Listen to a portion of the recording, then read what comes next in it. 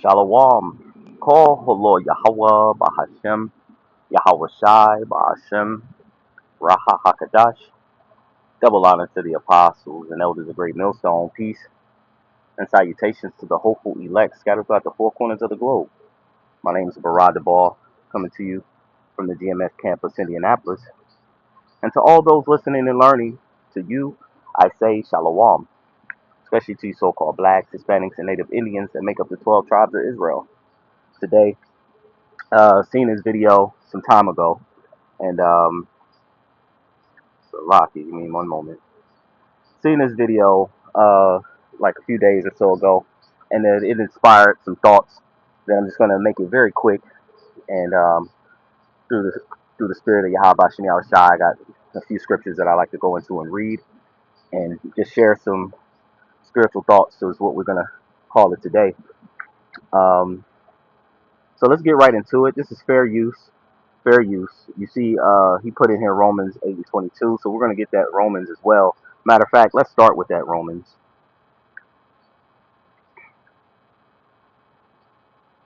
One moment.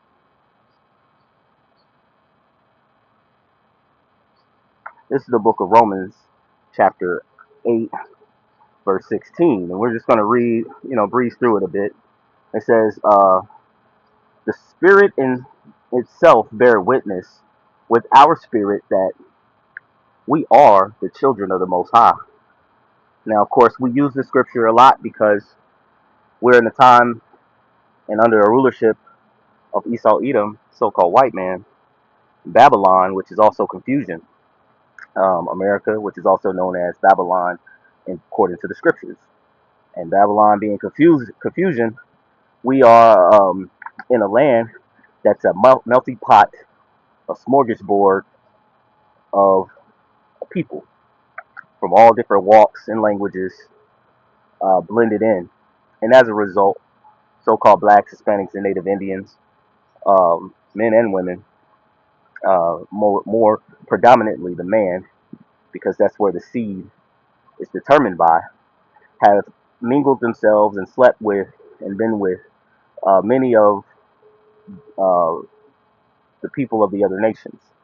So, of course, um, the children will come out looking like those of the other nations, but our spirit will bear witness if they can understand and recognize this truth and how they conduct themselves in other cases. Okay, but more importantly, how they resonate with this truth.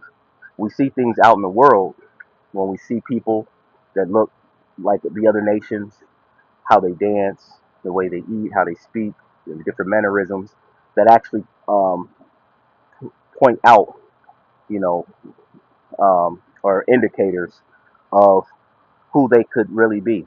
It's not until Yahweh Bashim Yahweh Shai returns, sends forth his angels, where he's going to separate the wheat from the tares. Okay? And when you understand the wheat and the tares, a tare looks exactly like a wheat. There's just um, have to have a fine eye and keen sense to decipher between the two. That's why in these days we need Yahweh Bashim Yahweh Shai because of this melting pot of confusion that we have been brewed into. All right.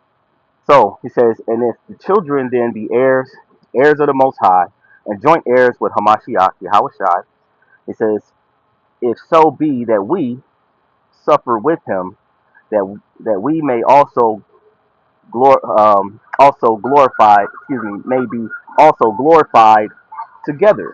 So eventually, when Yahweh Shai returns, he's going to share his inheritance with the brethren, all right, the men of his choosing. And part of that is having spiritual bodies, likened unto him, okay? And then subduing the lands, having complete rulership over the whole entire universe, all right? And of course, those men will have wives, innumerable, children, innumerable, and there are many great works um, that is going to start to happen now, but eventually in the kingdom, that dominance and presence of the true Israelites in their spiritual rightful mindset is going to completely engulf the whole earth. All right. And he says, "For I reckon that the sufferings of this present time are not worthy to be compared with the glory which shall be revealed in us." So these are but, as the scriptures say, a light afflictions that we go through. And like to always say, it's easier said than done, but uh, we can do all things in Yahweh by Hashem Yahushai who strengthens us. So though they say if he takes you through it, if he can get you to it, he can get you through it. You know, there's like a statement, you hear in the world.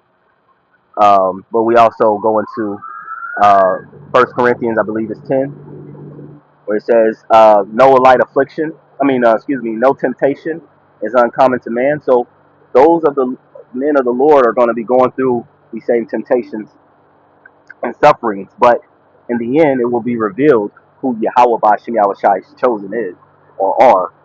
It says, "For the earnest expectation of the creature waited for the manifestation of the sons of the Most High." So, you know, from all the animals in the ocean, in the air, land and water, let's just say all creatures, even the people, are waiting for the true uh, foundation or true setting of Yahweh Bashim Yahushai and his children. As the scriptures say, that he will set over it one that's more profitable. That's Yahweh Shai. And Yahweh Shai got the house of David, the beloved house, who is going to be established on the whole earth, where all rule and righteousness will come from. And he says, so the world is waiting, okay? For the creature was made subject to vanity, not willingly, but by reason of him who has subjected the same in hope. So we go through these things, but he also has given us a hope that of things to look forward to. Okay, because the creature itself also shall be delivered from the bondage of corruption into the glorious liberty of the children of the Most High. So this eventually what we're looking at is to be able to serve Yahweh Bashim Yahushai without fear. Okay, but then also the other creatures and uh, the trees, all nature, okay, will have its rest and have its peace when Yahweh Shai returns. So let's get so to the point of this, and then we'll make this quick. So I seen this video, and the little girl just reminded me or brought it to mind of just a small remnant of how great of a kingdom we will have when the animals are able to listen to us, when the animals are listening to us, when we actually have complete dominion over massive beasts, the lions, poisonous spiders and insects and snakes, going into the depths of the ocean, where the whales dwell, and even other animals. We speak of Leviathan in the deeps of the ocean, and us having these spiritual bodies able to have dominion and rulership over the whole entire earth. So when I look at this, we're going to look at this, fair use, and then I'll pull up these other scriptures and we'll be done. Here we go. Like this. It's like she was chosen without knowing she was chosen. People It was like she was chosen without knowing she was chosen. Here we go. was trying to steal the show and everything, but the seal itself was not going, was locked in. I betted y'all $1 million, so I'm gonna put my cash up right here for y'all.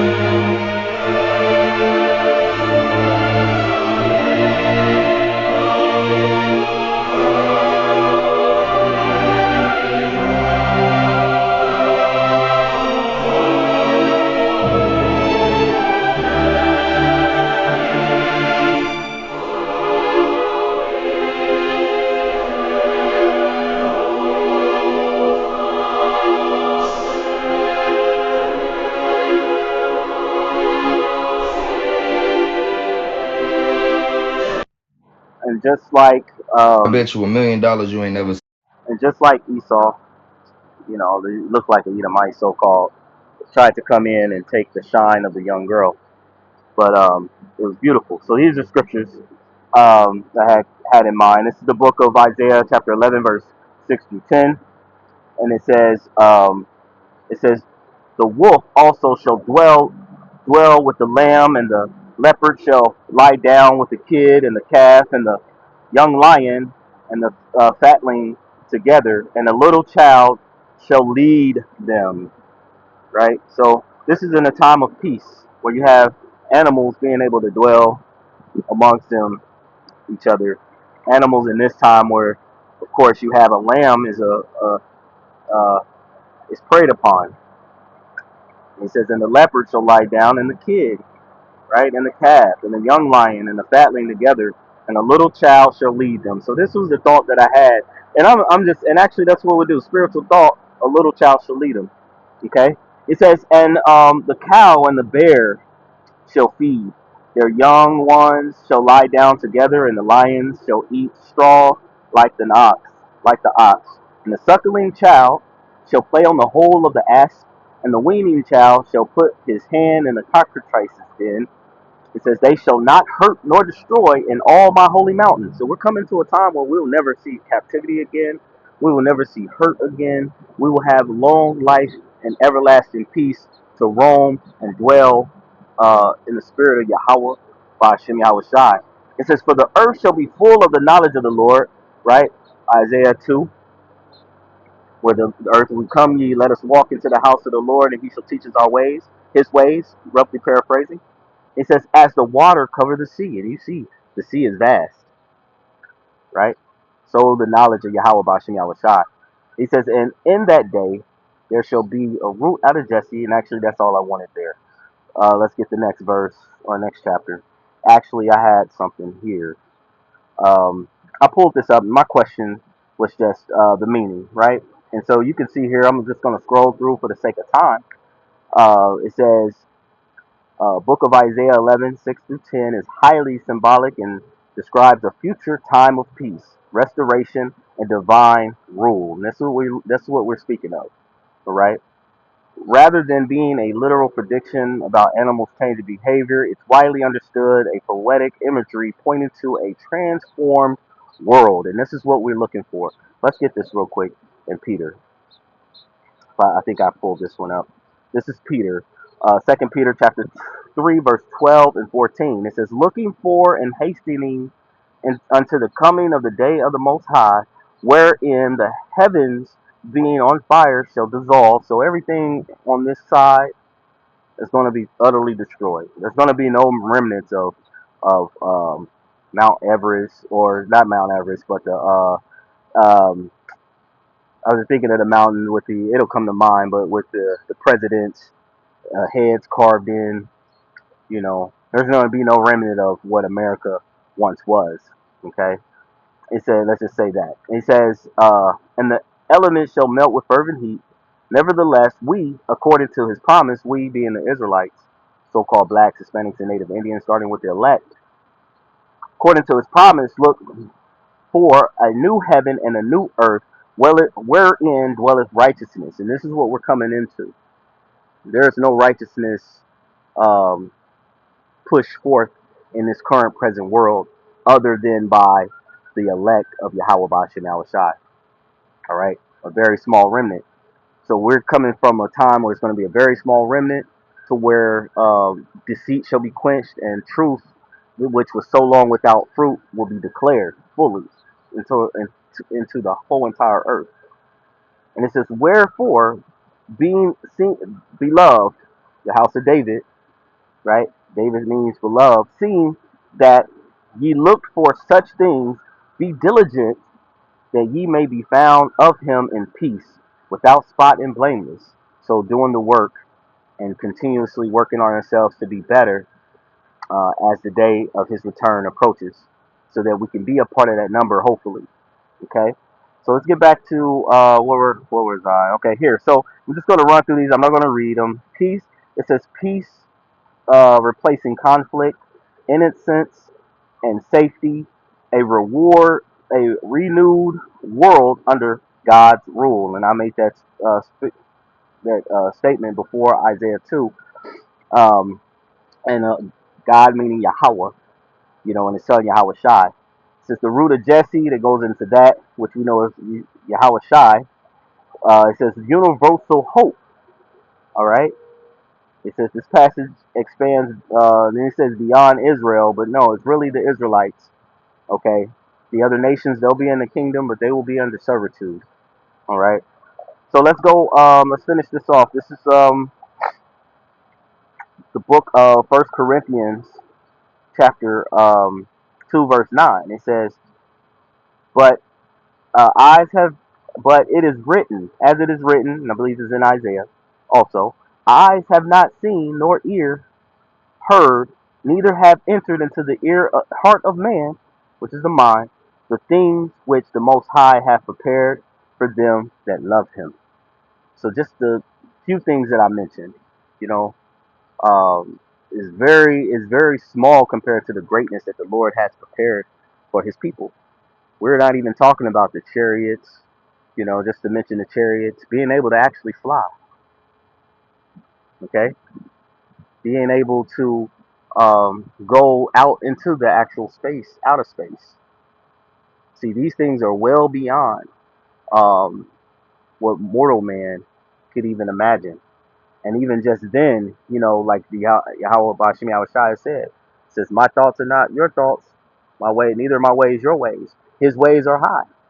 So just as far as we could actually think, and the thing, as far as we could actually glorify Him, He's going to further, as the scriptures say, exceed our expectations.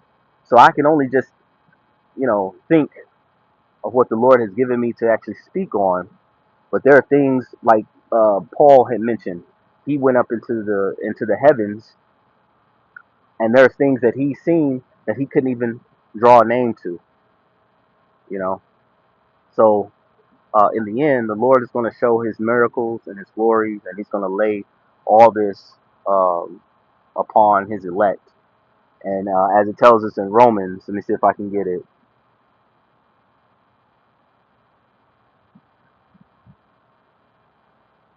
Let's see if it'll come up for me. Okay. Well, as it tells us in the Romans, in the end, all Israel shall be saved. So I hope that Trying to comprehend how and then it's something that we get. The next thing was a blue whale is massive, and we will be able to have control or dominion over those as well. You know. So again, back to the state of where Adam first was. When he had dominion over the whole entire earth, that's going to also be handed down, to the sons of the living power. So I hope that this lesson was edifying, uplifting, exalting to the elect body of true believers. Before I end, I'd like to give all praise, honor, and glory to Yahweh, Ba'ashem, Yahweh Shai, Ba'ashem, Raha HaKadosh. Double honors to the apostles and elders of Great Millstone. Peace and salutations to the hopeful elect scattered throughout the four corners of the globe. Until next time, all those listening and learning to you, I say, Shalom.